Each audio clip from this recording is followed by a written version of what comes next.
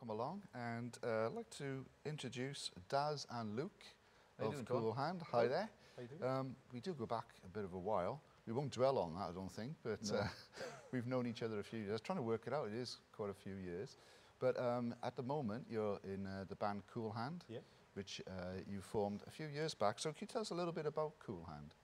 Well, we formed it was well, really, it's not a band. It's me and. Well, Right. It started off not as a band. It was me and Darren just writing and recording songs with no real aim to do anything with them. But it must have got to a point where we amassed enough songs and decided we were going to sort of record an album. And that was back in 2014, I think, wasn't it? 2013, 14. We've been writing before that, but a while before that, the stuff, ideas just put on, you know, on dictaphones and things like that over the years, and then we just, like I said, 2014 we got together and sort of pooled all the ideas, and then the album sort of just fell into place. And it wasn't really, we didn't sort of plan on, right, let's go and record an album. It was, oh, I got this idea, right, we'll record that. I got this idea, right, we'll record that. And all of a sudden we had enough material, and I said, well, and a couple of people were saying to us, why don't you make an album out of it and see what it We goes. didn't really have a band either. You know, on the first album, there's maybe 3 or 4 different drummers on there, a couple of different bass players on there. So we weren't really a band. It was more of a who was around at the time and available to come in and record. Yeah.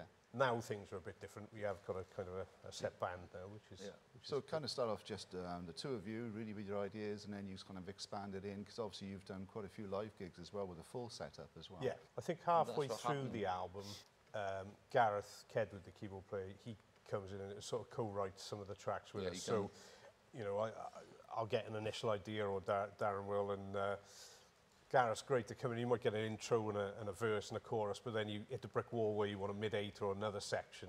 And Gareth's great. He just comes in, and because he's into the same kind of music as us as well, so he just comes up with that other idea that you need, you know, the missing couple of pieces of the jigsaw. So as we progressed, Gareth's been more and more involved in the writing side as well, which is great. He's involved quite heavily, and it's well, we're planning the second album. Right.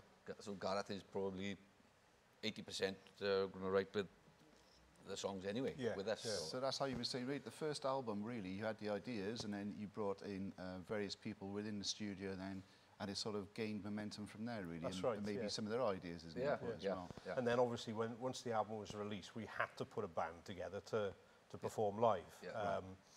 And that's kind of the band we've got now that are performing with us tonight with the live stream. That seems to be our set band now, which is great, because we've all worked together in various different tours and shows for years, so we're all used to playing together and friends, you know, which is... Yes, mate, it's a fun thing as well now. We get together and we enjoy it, enjoy each other's company, and it's fun. So saying about the live thing, I mean, obviously we haven't been able to perform live because of lockdowns and various other things going on, so the performance tonight is slightly different to what you would get in what we would say normal times. So how do you feel about it? It's a little bit different, but it must be really exciting as well to get together and play live. Yeah, it's nice to be able to play together. I'm looking forward to it. Yeah, it's seeing everybody, and you know, obviously we've had a couple of rehearsals before today, which is great. But it is strange playing it into an empty theatre. You know, hopefully it's not going to be like this forever. But yeah, looking forward to it. So just to move on a little bit about the writing side and get into the songs that you're going to be performing tonight as well. So how does that kind of work with the writing? Do you divide it up? Do one of you do the music? Is one of you words, or is it a real collaboration? It's just an idea. Who comes up with an idea? I'll be sitting at home. I don't know, something will come on TV. I'll get an idea. Very limited guitar skills, so I'll just record something. I'll turn up at Luke's. Right, what do you think of this? And by the next time I hear it, it's sort of Gareth has got involved. Luke has sort of turned all my basic chords into proper music, if you like, and the melodies then sort of just follows. And then or sometimes Luke will have the idea, and he said, right, you'll send it to me. Right, couldn't put a melody over this.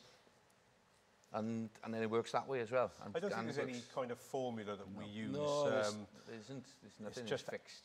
Some songs you know, come quite quickly and easily. Others, it's like a painful childbirth. So it's like not like a Lennon McCartney sort of thing where they divide up and did their own thing. It's much more of a collaborative. You might have an idea, and you just... I mean, you write more of the lyrics than I do, but you know, when we're recording, you know, sometimes we'll chip in and you know, edit the lyrics together or add a couple of different lines and stuff. But yeah, there's no hard and fast rule. It just as it comes. I think another thing that I find interesting is you mentioned earlier on that I've known you guys a long time, but you've known each other a long time. I mean, I think it's probably for you approaching about 30 years. How does it work with the friendship? You know, I mean, you must know each other so well. It's almost like you're second guessing what's coming next with music, perhaps. You know, or that little smile when you're on stage. I think I've known Darren since I was like 16, 17, I think. Yeah. So, and it's the fact that we live far enough apart so we're not sort of in each other's pockets day in, day out. So when we do get together, then it's always a reunion with us, like a month. Or it could be 6 months sometimes before we, you know, everything is like on his messages, or because we're both busy. And yeah, I think that's how we just stay friends. And it's the, you know, the shared love of music and the same kind of music that we like, because obviously, you know, it's difficult writing with people that have all got totally different influences and styles of music, because it ends up sounding a bit too varied. Sure. We kind of coming from the same palette musically, I suppose, which I think is kind of why it works, you know. Definitely. So there's been a bit of a gap now between the first album and the second album. I think it's nearly 5 years, isn't it, along that line? Yeah. What's the reason behind the gap? Well, that's probably I can answer that better than anyone. The album had just been released. We did a couple of gigs, the Globe gig, and a few months later we'd had plans for with a friend of mine who's a promoter to check us on a few tours and festivals and stuff. And my wife got diagnosed with terminal cancer, so that was it for me. I just said, I got in touch with everybody and said, look, I need to spend time with the family. And 3.5 years later, she passed away. And then I think it was about a year ago, 6 months after she died, we going out for a couple of beers, and I said, yeah, I need something to sort of take me forward. And here we are, and that's basically it. Like, I mean, I suppose, you know, this friendship with Luke and the music, that's something that maybe took you away from lots of things that you didn't really want to think about at the time, you know? Yeah, it was difficult. So the future plans, what have you got lined up? Are you going to do more recording music, more gigs when we're allowed to do it, more live streaming? Have you got things planned? Definitely more recording, because obviously at the moment we can't do any tours, shows or anything. So we are kind of amassing songs again now for, well, what will be another album. But and possibly, it all depends how long this lockdown is going to last. We could, I mean, at the third album, it's not out of the question that we might have enough stuff to say, right, look, there's 10 songs, there's album 2, but we've got another 12 as well. So it's a... The thing is, we've always got songs in the vault that we've probably written and you know, got rough recordings on that we never finished, or, you know, there's a lot of songs left over still from the first album that weren't discarded because we didn't like them. It was just we ran out of time, and, you know, you can only put so many songs on an album. But obviously we're releasing the single today, the new single, which is Peace of Mind. I don't know, I'm not even sure if people buy albums and consume albums the way they used to. Maybe we'll just release individual songs. Yes, you can stream albums and just have a little listen and, no, I like this song, and you just buy the individual tracks.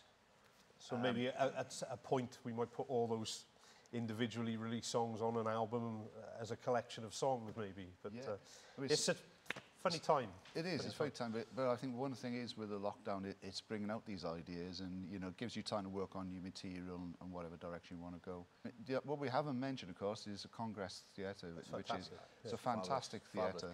Yeah. Really impressed, you know, and you know, good brilliant facility, and kudos to them for, you know, going with the idea, because there's a lot of theatres just sat empty doing nothing. So, you know, so sad. Really great. It's just sign of the times, I suppose, and until it changes, I think this is the way forward.